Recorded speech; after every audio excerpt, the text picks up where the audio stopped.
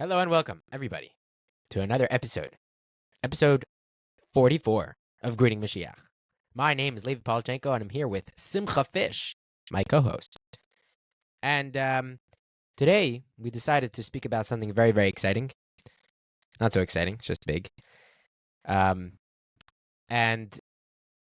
I wanted to ask you, Simcha, trying to figure out through our journey, everybody has been on this journey with us, and at times, you think about it, you think about everything that we're saying, all these amazing things, sichos, the answers of the Rebbe, different encouragements, and even just everything all together, everything that we're saying. It's just like so geschmack, so amazing. Like, why wouldn't you want to live this life, right? We spoke to a bunch of people, and David Feldman said beautifully, you have one life. Live it the best way. Especially when we're talking about Mashiach, which is like literally everybody's waiting for, everybody's expecting for. This is something that everybody speaks about so many times, and this and that and the other. It's like, why wouldn't you like the narrative that Mashiach is here, and that we have one thing left to do, and that is to greet Mashiach. Like, why not? So the answer that comes up a lot, or really an explanation that for some people it just wouldn't work, and as to why now we're here sitting 33 years later, and seemingly what we're saying is for some people new. I think the only way we can explain it and to bring a thing is something happened to people on Gimmel Tammuz. So the question is Gimmel what happened on Gimmel what? Gimmel Tammuz. Tammuz is a month. I think it's a month it's in the summer. Gimmel is the third day, so it'll be the third day of Tammuz. I'm not sure what happened, but people talk about this Gimmel Tammuz as if it's like I have it happened. on good authority that Gimmel Tammuz didn't change a thing. And I have it on good authority that Gimmel Tammuz changed everything. So I think that's really the crux of Sorry. of our issue here. What is the meaningful impact, practically speaking, when it comes to Mashiach and this whole narrative, when it runs into a brick wall of Gimmel Tammuz? Yeah. Did it or didn't it change everything? Okay, so very obviously, if you look, I think it's important first to establish some history here. At least people who are centered in Crown Heights and were listening to the Besichas every week, I would say a vast majority of people at one point or another got caught up in the whole Mashiach narrative. That the Rebbe is Mashiach, that it's important that the Rebbe is Mashiach, that it's actually happening for real, and that we've moved on past, regular being Lubavitch to there's something dramatic happening right now, that Mashiach is coming, and it's all happening at 770. And the Rebbe is really for real taking us out of Galus. And most people were singing Yechida and in Tafshin and Gimmel. This was for real. Now, what was going on in Adi Asadis was going on by different shluchim in Mitzrayim who are not in town. I don't know. I know I've seen some paraphernalia from Los Angeles. They were getting a shtickle involved, the shluchim over there. I don't have as much data as to, what was going on at Crown Heights. We have Fabrengens recorded. We have a lot more people who could share what was going on. So what was going on in other shluchim, it could be a lot of people never got the memo for whatever reason, even though the Rebbe expressly asked them to get the memo. Everyone's very excited. Certainly people who know what's going on are very excited. Yes, even then, to those apologists, to people who were iffy about the whole business, and for whatever reason, this whole narrative did not appeal to them, and they would rather the Rebbe play nicely, and not make big messes and PR messes, and stay calm and just talk about doing Mitzayim and things that are less controversial. And they didn't like this whole Mashiach thing. I don't know why, but yeah. The vast majority of people were singing Yechi. They were involved, whether because they wanted the Rebbe to have it for Shalema or whatever they'll tell you now. Everyone was swept up in it. There was a Mashiach fervor sweeping over Crown Heights. You watch videos, and I recommend it, of what was going on then, the Fabrengens, the Chassidim, the Avir. It's so important, because we learn these sichos now in retrospect, and we have to go discuss, what does the sikha mean? It's like part of that context is how did everyone understand it at the time? What was the people who heard the sichas? What was their reaction? So much of a constitutional law, lahavdil, when you're discussing the founding documents of our great country, the United States of America, is okay. What was the framers' intention when they wrote these laws? How do we apply that today? The Rebbe famously talks about moments of silence. It could not have possibly been the framers' intention to negate the possibility of freedom of religion in schools if people having a non-denominational prayer or a moment of silence or money going to religious schools when they themselves they left they came from across the Atlantic fleeing religious persecution. The people who claimed to Plymouth Rock in 1620, they I think one of them anyways, the people who came in 1620, they came here. Other people came before, but those people, the pilgrims, the ones who we have Thanksgiving they made a year later, those people, they came here fleeing religious persecution. That's why they came to America. And that was eventually became established as the country of America. Yeah, of course, like the Rebbe says, how could you possibly read the First Amendment and come to the conclusion Congress shall make no law establishing the state religion? Congress make no establishing the practice of religion or prohibiting the free exercise thereof, or whatever it says. So how could you understand? It means they're not going to make an official state religion. They're not going to pick one. But obviously, the whole point they came here, you have to look at it, is that there should be freedom of religion. They should be free to practice the religion the way the Rebbe says, the way it appears to them, the way. So Congress shall make no law respecting an establishment of religion or prohibiting the free exercise thereof. There it is. Okay. Nice. So was it Congress shall make no law establishing the practice? What is it? Respecting an establishment of religion. Okay. An establishment of religion. Yeah. So it's the same thing here. Now we're left nearly 250 years later, well, less than 250 years since they wrote that, but almost 250 years since the founding of America, trying to figure out what was their intention when they wrote this. But here it's not so many years ago, and we don't have to guess, everything's on video. We know what was going on then. Everybody was excited about Mashiach, and the Rebbe being Mashiach in particular. To bring things back to Feldman, if you want a book, an accounting of what it was like, the book by Miriam Raquel. Yeah, Miriam Raquel Feldman. She wrote "God Said What?" ? It's available on Amazon for purchase, and it's highly recommended. So towards the second half of the story, she is herself watch that episode. Also, you'll get the you'll get the accounting of it. Her personal account of what it's like to do both. What it was like to be in Crown Heights then, with the Rebbe week after week saying these bombshell sichas that people today kind of like to retcon it into meaning some of like spiritual stuff or whatever. It's like, no, it was very, very real at the time to everybody then. And then came Chalzai Nadar, obviously, came with, there was Chalzai Nadar the second time, and then had a second stroke 2 years later, Nun Daled. And then he, we know what happened afterwards, at least. Most people.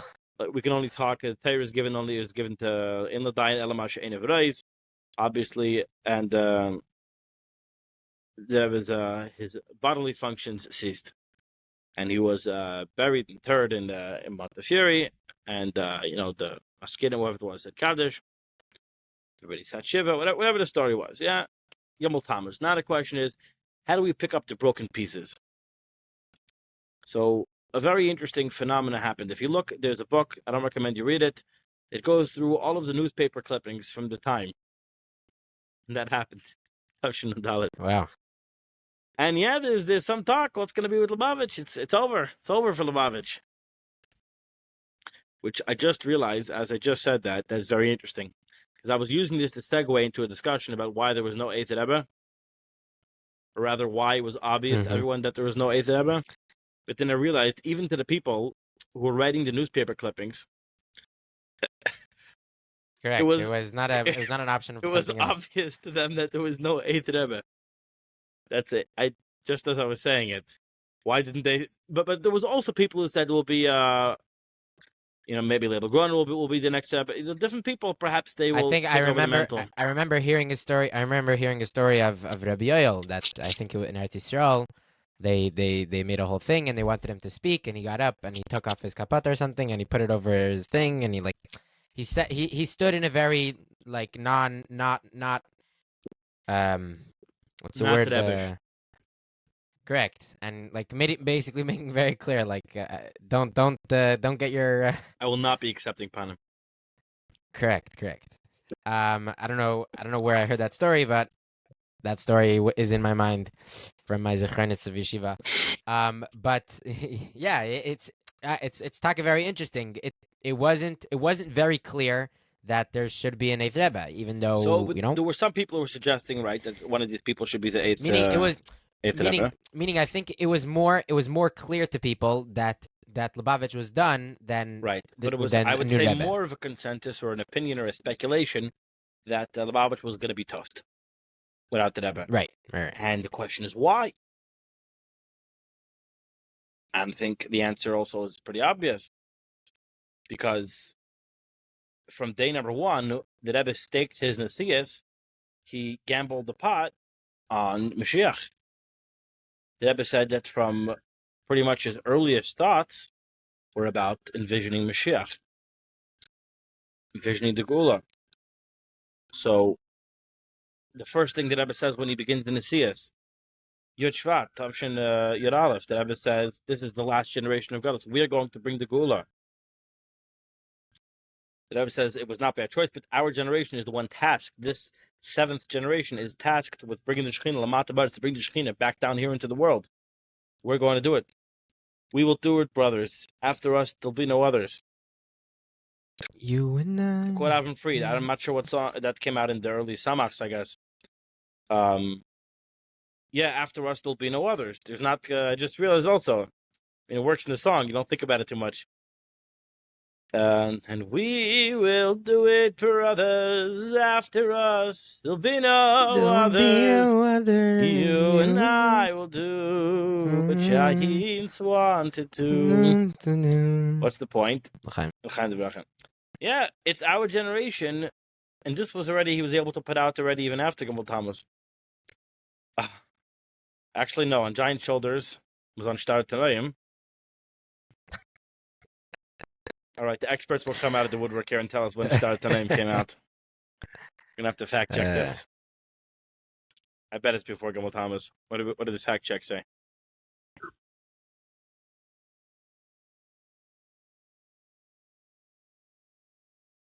At any rate, the title of the song. Yeah. When was it? Let me guess. Nun Gimmel. Nun Gimmel. Yeah. Gimmel. Here it is. Wow. Look at you. Yeah. It's been a long sphere, guys. It's been a long.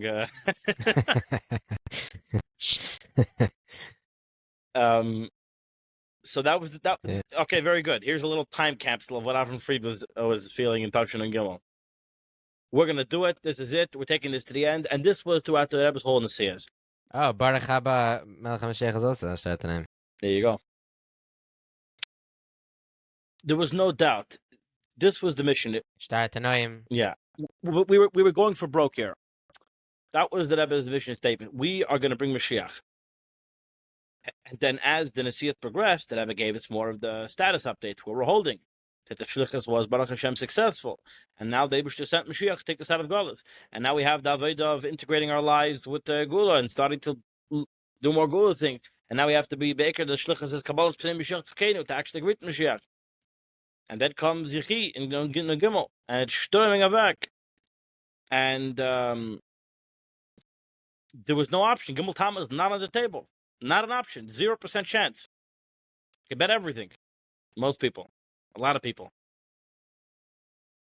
For sure, you could look at videos of like Elkanah Shmutke and other people talking at the time. Like, there's no doubt. This is it. This is Mashiach's coming. And you know, it didn't happen. So it was very obvious to everyone that there's no eighth Rebbe. That's this. The whole thing was culminating with this. We're not just going to continue as normal. There's no going back. if you want to go back, you can make your own religion with your own Rebbe, with your own Chassidus. But the Alter Rebbe, the Mittler Rebbe, it all ends with this, with Mashiach in the Dor Shvi.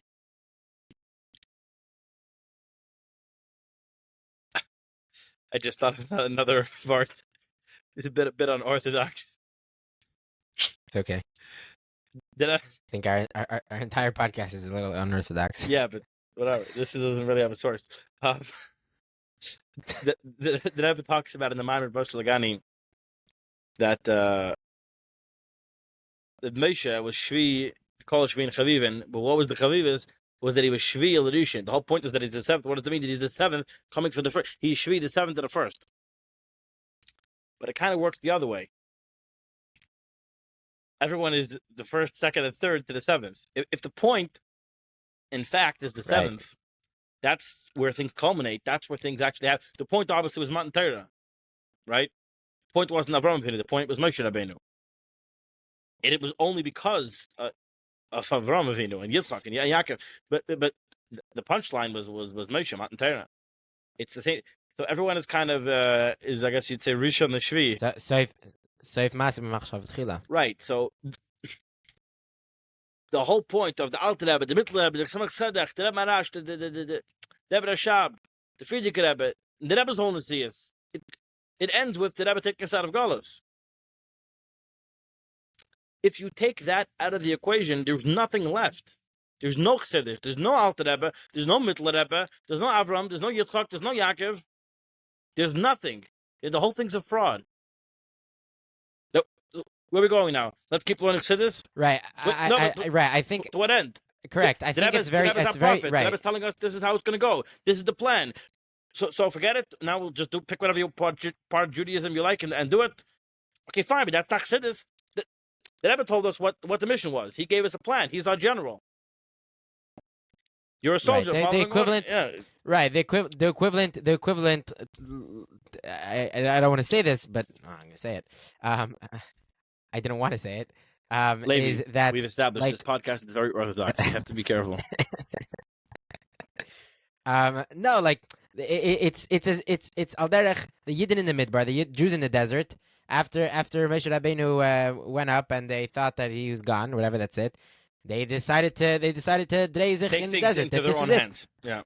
Correct, and take things into their own hands, not to continue going to Eretz Yisrael, but to this is it. This is where we're staying. And to be comfortable, to be okay with the situation. He said, "Who you kidding? Moshe's gone. There's a story. Let's knock him a shigga with nices." Yeah, and it's interesting because it's very, very similar. We have to. It's very interesting. The more you have in your mind the Indian of Goyal Rishon and Goyal Acher, and that the first Redeemer is the last Redeemer. That basically, and the Kemet Teiz Chomer Tzimtzayim, you start seeing the whole everything that is happening now. History doesn't repeat, but it rhymes. What's the something like that? Yeah, but it rhymes. Yeah, meaning it's very, very similar. And the Yidden that decided to stick around and not believe that Moshe Rabbeinu was still they weren't the Anshe Moshe. At first I was gonna say that they didn't even know that they were the Shvi, that their whole purpose was to get the Torah. But then I'm like, no, literally Moshe Rabbeinu had told them that we're going to receive the Torah, meaning they had the same thing. They had the knowledge. They had Basa Lagani. They had someone telling them that there's this concept that there's 7 tzaddikim. We're the seventh generation. We're going out of Mitzrayim and we're gonna go get the Torah. We're gonna build a Mishkan. All of these things, it's happening by us. That's us right now. That's our generation. Everybody that is sitting here over here, whether you're sitting over here right now, and essentially it applies until that happens. And so far as that didn't happen, you're still in the 7th generation. You're still in the Moshe Rabbeinu. You don't really get to chart your own path, as much fun as it sounds. That you get to, the whole Rebbe explains, the whole idea of shlichus is using all of your ingenuity, creativity, and koiches atzmiyim, and koiches giluyim, your seichel, your midas. Yeah, that's how that part is where you're supposed to use your own ingenuity and creativity as to how to do it. But the mission you don't get to make up. You're a shliach. You deviate one iota from the mission, you're not a shliach. You're nothing. You're nothing. Itcha, you'll be itcha, but not mine, not my itcha. So Gimmel Tammuz happens. So what do you do? So everyone agrees there's no Eitzah Rebbe. The question is why. So the real answer is a lot of people tell us because there was nobody to replace the Rebbe. Who can replace the Rebbe? The Rebbe was so great. The Rebbe was so awesome. The Rebbe was marvelous. The Rebbe his eyes were so blue.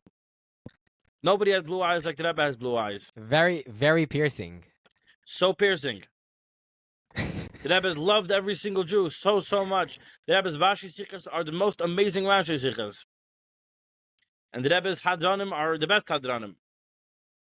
And if you really understand how to learn Nigla, if we'll find somebody like that, it's Mamish Gewaldik. Okay, so people get lost in all these very true, important things and say, so that's why there's no Eitzah Rebbe. Who's going to be Rebbe? We're all a bunch of sycophants to the Rebbe. I think if I'm using that word correctly, I don't know. And I'm worried I said something. I don't know. We're all big. We're all obsessed with it. We all love the Rebbe very much, and we're all, so to speak, we're fans. We're big fans. We're big fans. Yeah, we're all locked in on his aura of the Rebbe. We can't imagine. We're so obsessed with the Rebbe. We cannot imagine anybody else taking over. Oh, we're not sick of it. We're not sick of it. What does it mean? A person who acts obsequiously towards someone important in order to gain advantage. Oh, no. Chas v'shalom. This is the wrong thing. This is what happens when you hear words in context, out of context, and it could apply to another situation, but you don't actually know what the word means. Because, okay, we'll take that off the record. We'll strike the stenographers here, the court stenographers, to strike that from the record. We are chassidim of the Rebbe, is the word I was trying to say. And we cannot imagine anybody else. So that's the fake answer. The real answer is that everybody knows. You just have to look at the history. Is that the Rebbe staked his whole Nesiah something Mashiach, taking us out of Galus, and there's no going back from that. There's no eighth mission. Every Nesiah, every Dar came with it, Rebbe, and its mission. There's not going to be another mission after this. This is the last mission. So it'd be like, what would the eighth Rebbe even do? What would be what? The Rebbe said there's 7. You're the 8th. So what? What's your story? What are you talking about? It ends here. After us, there'll be no others. That's how the song goes. What do you? So everyone understood this in the Kishkis. Everyone understands this in the Kishkis. All aspects of Chabad, all the different opinions, everyone reached the same conclusion somehow. And the question became, how do we approach the post-Gimmel Tammuz? It became an era, an epoch, but people didn't know. How do we approach it? So some people said, we don't stop. We forge ahead, full speed ahead, full throttle. The Rebbe gave us our marching orders. We have to greet Mashiach. And that's the name of the game. And other people said the same thing. The Rebbe gave us our marching orders. We have to do shlichus, full throttle ahead. Mashiach, I never heard of him. They came to the conclusion. What did they say? They picked and chose. They said this whole past 5 years of the Rebbe's Nesiah, whatever, this whole post-Memches era of the Rebbe being Fakach to Mashiach, when things reached the climax, I don't know, it didn't really pan out. They didn't get so much into the nitty-gritty aspect of what the Rebbe said in each Shikha. They just said, I don't know, it didn't work, right? Mashiach didn't come. And I don't know if people at first verbalized it, but people are starting to verbalize it now, 30 years later, kind of, a little bit, but the gist of it is, it was one big Yehiratzin. It was a special time for Mashiach to come. So all the sikhs can be interpreted somehow in that light that the Rebbe was saying that it's happening, meaning it's supposed to happen, it should happen, it's spiritually happening. It didn't work, like a lot of tzaddikim. But for some reason, those same people chose to continue shlichus. They continue with the Rebbe's Dinos Yadar. You have to have a skashas to the Rebbe. It's like, that doesn't even make any sense. Why are you continuing with the Rebbe's Dinasti and the Rebbe's your shluchim? That means he has a certain job, a mission that he's. A shliach isn't a job title. We may have spoken about this before. It's not like a description of a certain type of activity. People who put on film, people are shluchim. People who are messengers of the Lubavitcher Rebbe are shluchim. That's what shluchim are. People who are on a mission sent by their mishalech. That's the definition of a shliach. So if the Rebbe give you a mission, then it's very negaya. What he told you the mission is, you don't get to decide that you don't like it. You don't get to decide that it's not applicable. You don't get to decide that it's a Hiratin. The Rebbe told us Mashiach is there. The Rebbe told us our mission is to greet Mashiach. The Rebbe told us our mission is to prepare everybody else to greet Mashiach. So that's what's up. That's what's happening. Where do people get the right to say Gimmel Tammuz changed anything? Who told you? So if Gimmel Tammuz changed everything, then the Rebbe is not the Nasi anymore because it failed. Come on, Islam, and there's no more shluchim. Shut it down. You can have maybe centers for spreading chassidus. You can't call yourself a shliach, that's for sure. If you're a shliach, your job is to... That's interesting. If you're a shliach, your job is to greet Mashiach. There is no such thing as shlichus continuing and the Rebbe is still being Rebbe, but you've canceled the last few years of the Rebbe's sichos, or you've reinterpreted it to such an extent as if to basically cancel them. If they mean something different than they did when people learned them, and you have not provided a good reason why it's different other than, well, Gimmel Tammuz, so obviously it's different.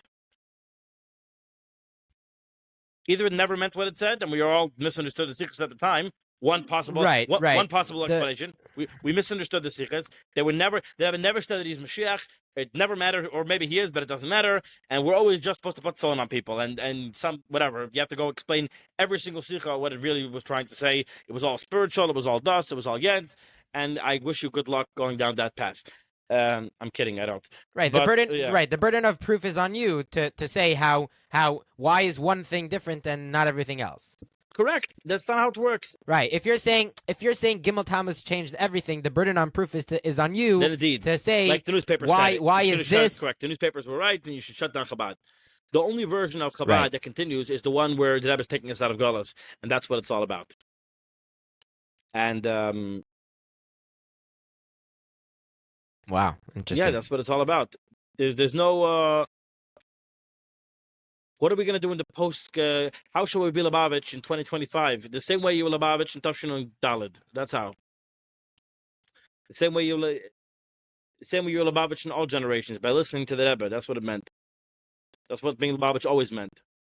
Being a chassid means you listen to your Rebbe exclusively. I heard an amazing story, an anecdote from a parent of a child who calls himself an anti, but he's a very proud anti. Anyways, his child came over. Imagine walking around with the Metzias, with the moniker "Was bin ich?" Yeah, an anti. Yeah. But Gimmel Tammuz, he said it was a few years ago or last year, Gimmel Tammuz fell on Shabbos, and he, Shabbos, you're sitting around at the Suda, you're going to talk about it. If it's on a regular weekday, then Keilu, you can not necessarily every family sits around for dinner or something like that. So not necessarily are going to sit and talk to your kids about Gimmel Tammuz because it's going to be either they're in school or they're in camp. So, anyways, they're not at home. Here at Greeting Mashiach, at the Greeting Mashiach podcast, we're of the firm opinion, I think, that family should sit down for dinner together as a family. 100%. We highly recommend. Every night. So important. Yeah. So he's sitting in Shabbos Gimmel Tammuz, and he's sitting around the Suda, and he's talking about Gimmel Tammuz. I don't know what he was explaining, but he was talking about Gimmel Tammuz. To which his daughter responded in shock, "What? The Rebbe is dead?" And to me, it was like amazing chinuch. He said that was very bad chinuch. I was saying that's amazing chinuch because essentially what's going on is in Cheder or in whatever school she goes to, they're teaching the Rebbe as an alive Rebbe. The Rebbe is alive. The Rebbe leapt. The Rebbe is alive. The Rebbe is teaching. Here's a video of the Rebbe. Here you can see the Rebbe. The Rebbe is yours. And I personally think that the parent is whatever. The parent is doing bad chinuch by basically bringing out this point. Yeah. And what's very interesting is that this story was introduction to the question of how do we bring the Rebbe to our children 30 years after however many years after Gimmel Tammuz. How do we bring the Rebbe to our children? 31. It's like, dude, the way your daughter had it right before you explained to her about the Gimmel Tammuz, that's how the Rebbe is. Correct. The Rebbe leapt. The Rebbe is alive. Don't You want to overcomplicate talk things. about... Correct. Don't overcomplicate things. Especially for children. It's very simple. Anyways. I've heard it said, there was a discussion, does the Rebbe thank people or not? I said, what do you mean? Of course the Rebbe says thank you. You have, it's on Am Chassid, that whole story where the Rebbe sent someone to send, the Rebbe sent somebody to go give Shabbos candles to some lady in the hospital. Came back, and the Rebbe called back, and I forgot exactly the details, but the punchline was the Rebbe called special to make sure to say thank you. And the person responded, I spent years of my life trying to get over the trauma I've got from watching those videos. Like, you bring it down and said, yeah. It's like, it's so sad. Like, why, what do you have against the regular simple version of where the Rebbes are nafsi? We learned from the Rebbe, and everything's going strong. Everything didn't change. Nothing changed. It's all good. It's all good.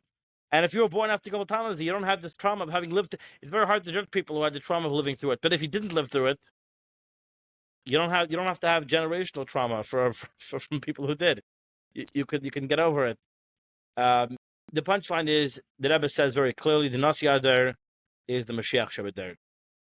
The Rebbe is still the Nasi, the Rebbe is still Mashiach, and this should not be a difficult point for people to swallow.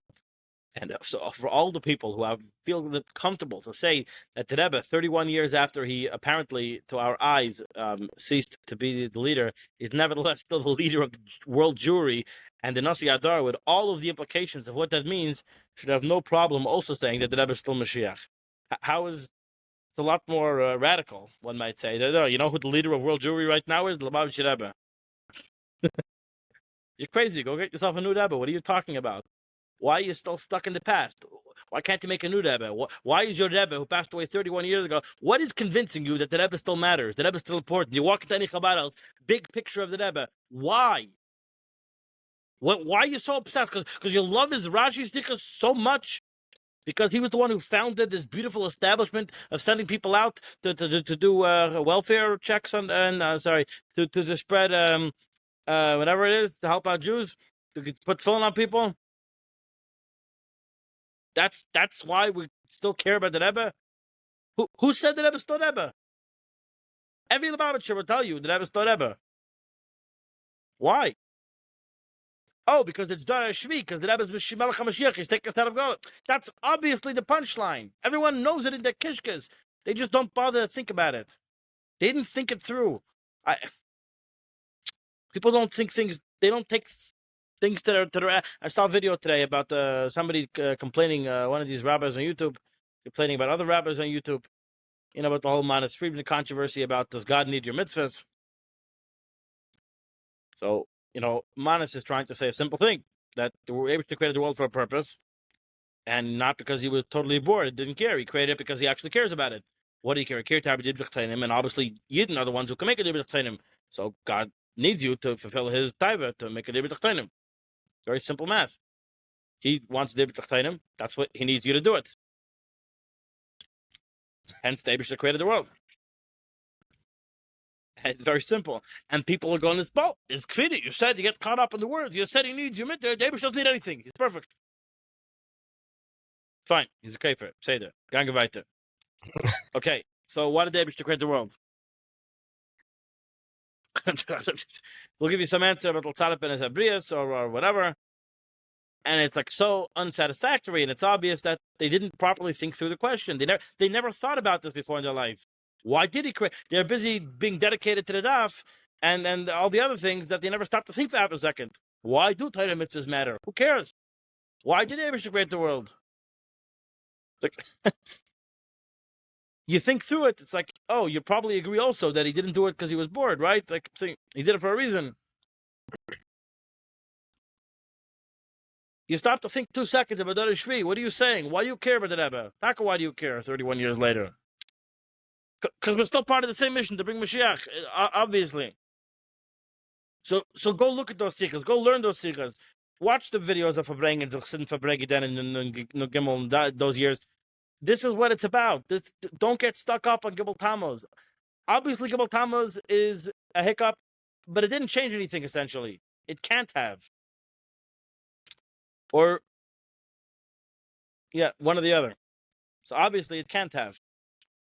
Therefore, the Rebbe for sure certainly will take us out of Galus. And here at the Greedy Mashiach podcast, we wish everyone, as we're recording this before Shavuos, a Kabbalah Satayra B'Simcha B'Primius, and we should be B'Kabal Tatayra, we should be B'Kabal Mashiach Tzkeinu, B'Kadam Mamish, Amen. Gashmias. Amen. We want Uberichnias. Mashiach now. Amen. ועד כדי כך המדבר גולהום עד עם זול מחי זין יחי המלך.